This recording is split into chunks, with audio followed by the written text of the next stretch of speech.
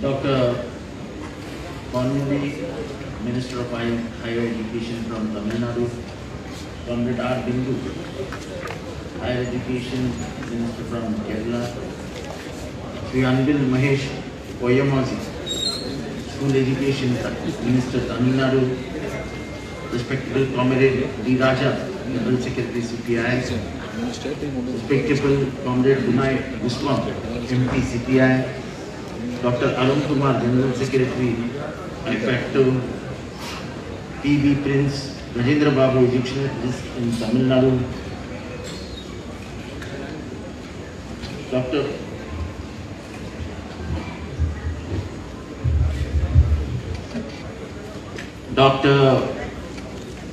V. Vasanti Devi,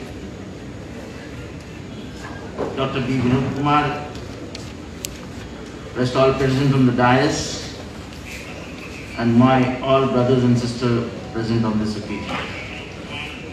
It gives me great pleasure to address you all who are very concerned about the new educational policy which is coming on in this country. I come from a state of social reformers. I come from the state where the first school for women was started by Mahatma Phule. I come from the state where first reservation policy was adopted by a king of a state named as Shahu Maharaj. And these two reformers, the impact they made on Dr. Babasaheb Ambedkar, in came the constitution which was meant for everybody, we the people of India. But whatever is going on in this country is going away, far away from our constitution and what India really meant. I was just talking to the person sitting next to me, with the MP from Kerala, about the supremacy of language. India was known for its diversity. What's the uniqueness of our country is we are one, even though we have diversity. The language of Maharashtra might be different, the language of Gujarat might be different, the language of Arunachal might be different, the language of Kerala might be different. But we are Indians at heart. This compulsion which is being brought by the new policies is something which hurts our heart. And we are Dravidians, and we accept it as a fact that we are Dravidians. The languages spoken in the north cannot be compared in the south. That policy should be very clear in the heart of everybody who calls himself an Indian. You cannot force anybody. This country for 5,000 years rejected the supremacy of Vedas. Now you can't enforce it on them. This national education policy is national exploitation policy. What are we talking about?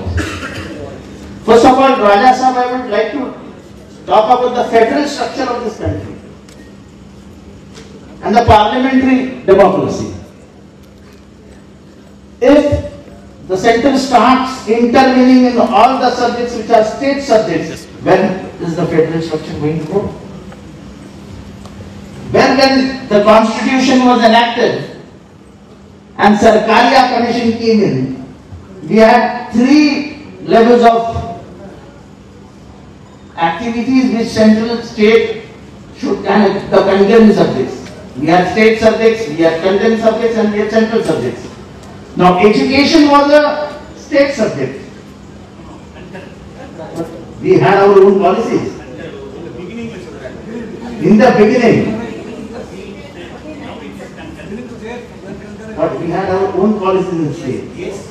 Like languages, compulsion of languages. The state used to decide. Now it will be the central which will decide. So in our state, Hindi is an optional language. And I am myself in favor of having Marathi as a compulsory language. I am absolutely in favor of that. I was the first man to speak. There are all these international schools, CBSE, ICSE, and all these international schools which come from Singapore, British, England, America. Those boys and girls who don't understand the basic language of the state will not compete in the state development. They will be nowhere in the state development. So person who stays in that state should know the language of the state, and that should be a compulsion. This is what my thinking is. The new educational policy has complexes. What complexes we are talking about? The educational reformers which we had in our country, and let's start from Mahatma Phule. The first school of women for girls was opened up by Mahatma Phule. He educated his wife, made her a teacher, and opened up a school, the first school. But I always say that every woman in this country, every girl in this country should have a photo of his next to the God she believes. Because he is the creator of the modern women of this country. From any caste, creed, culture, from all char varnas. If you consider the first varna, till 1860, they were also not allowed to go to school. It was only Mahatma Phule who opened the doors for the women of this country for education. If he was not born, I don't think we would have two ladies to lead this convention. This is all due to Mahatma Phule and the constitution which was passed by Dr. Babasaheb Ambedkar, written by Dr. Babasaheb Ambedkar. The new educational policy will take away education from those who really need it. The women, the downtrodden, the workers, the tribals, the reserved class.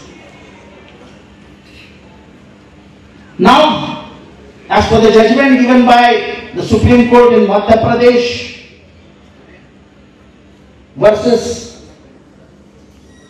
the state means the Indian government, it says that you carry on every election to all local self-government without a reservation of OBC.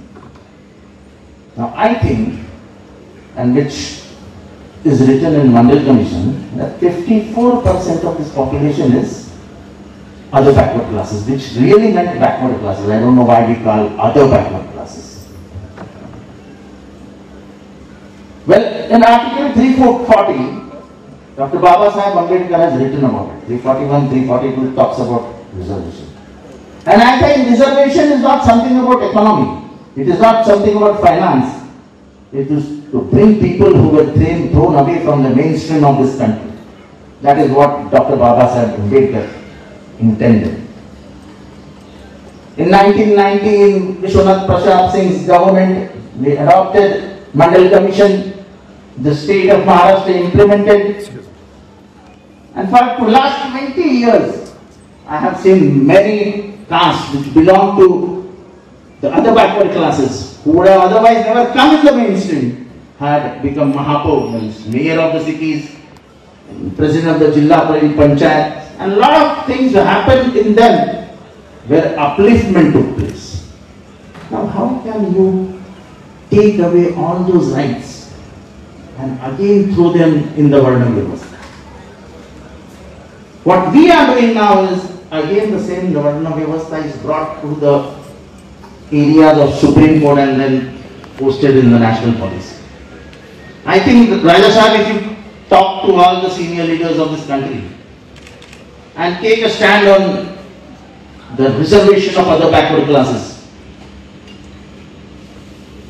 the central government and Mr. Modi should be compelled to call for a national session on OBC in Lok Sabha and pass a bill creating a national reservation for other backward classes in all over the country.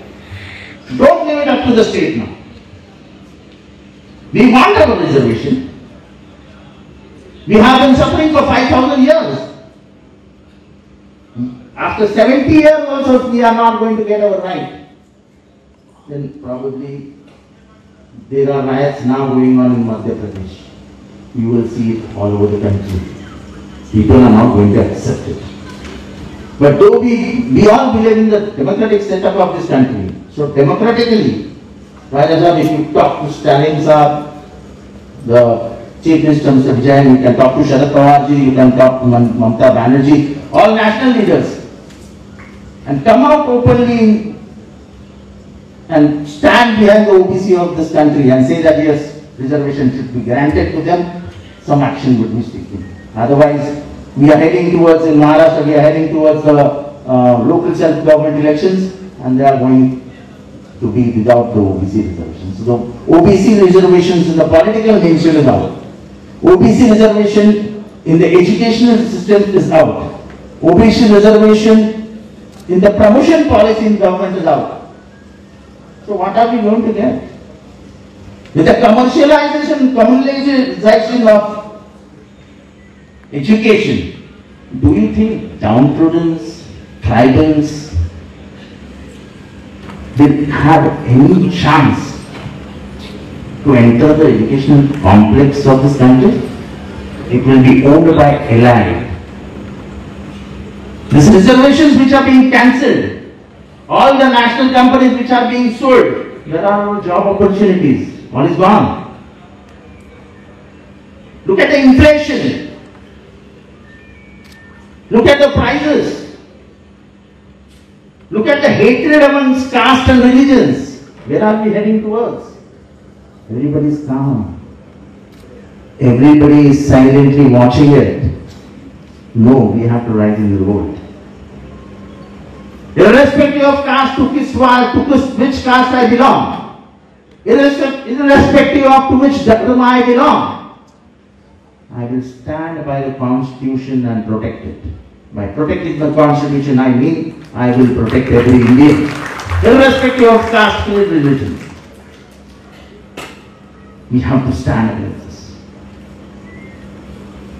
Whatever the supremacy which they are trying to develop, without talking about this, the supremacy of Varna Vyavastha. Untouchability came in because of supremacy of Varna Vyavastha. And supremacy of Varna Vyavastha brought in Dharma Vyavastha. We have to challenge that. It can't be that we just keep quiet and then just take it as it comes. We have to revolt against this. The autonomy of universities is gone. We were shocked the other day when some boys of a particular ideology went into the campus of JNU, attacked the students for eating non-vegetarian. Now, how are you to decide what are we going to eat? Well, Dravidians have their own culture. I, as a nomadic tribe, I have my own culture. We have our food culture. We have a different culture.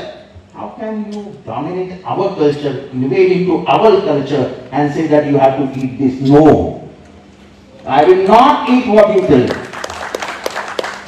I will not wear what you tell me. I have my own choice given to me by the Constitution.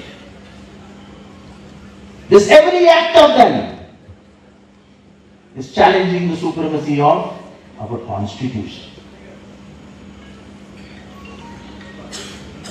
They never wanted this Constitution. They never wanted this tricolor. They never wanted an India united.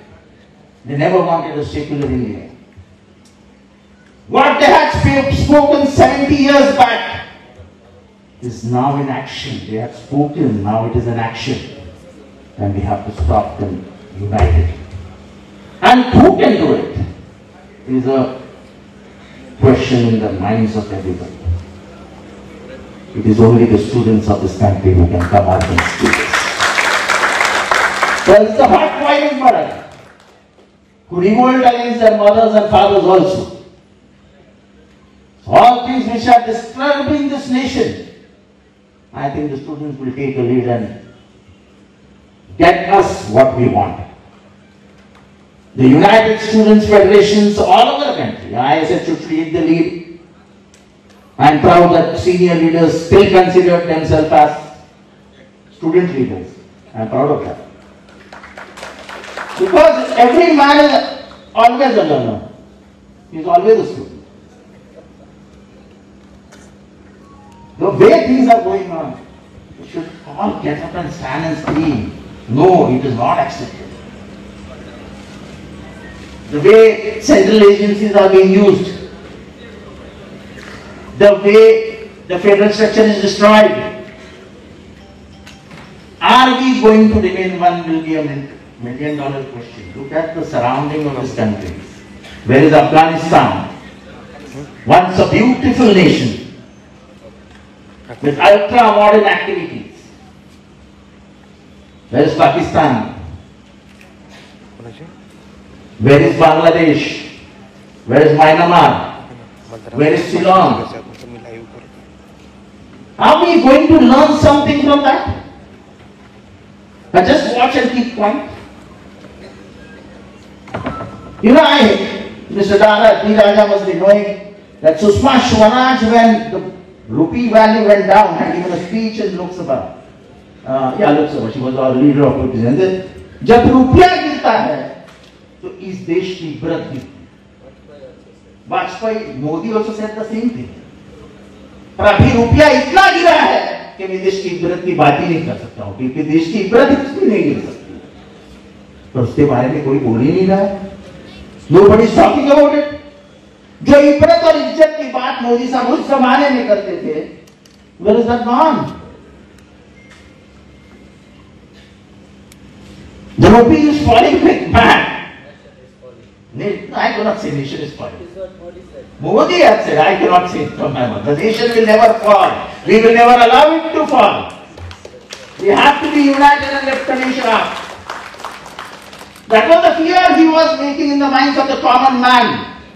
As if the nation is going to go. It's going to be wiped out in the international recession. No. This India cannot be wiped out by any way. We are united and we will stand united.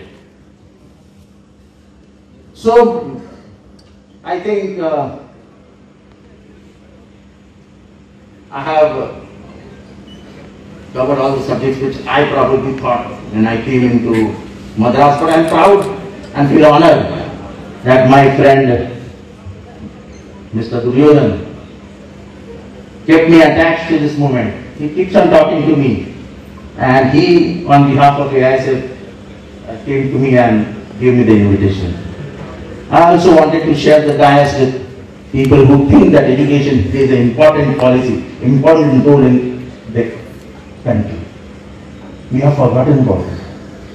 The percentage of our budget for education is minimizing day by day. We have to maximize it if we want literacy all over. We are talking of education for all. It will be now education for few. We will be going back to Varna Vyavastha and teachers, which we really refused. So it's a very serious issue for the country, and we stand united against it. So with these words, I conclude.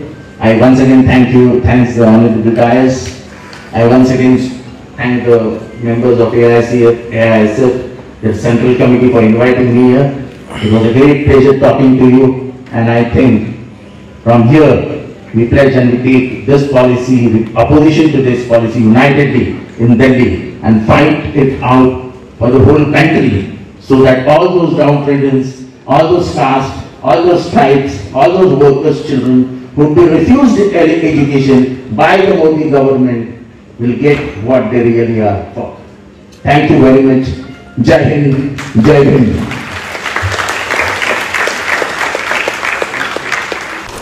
लाल मातीतली कुस्ती म्हणजे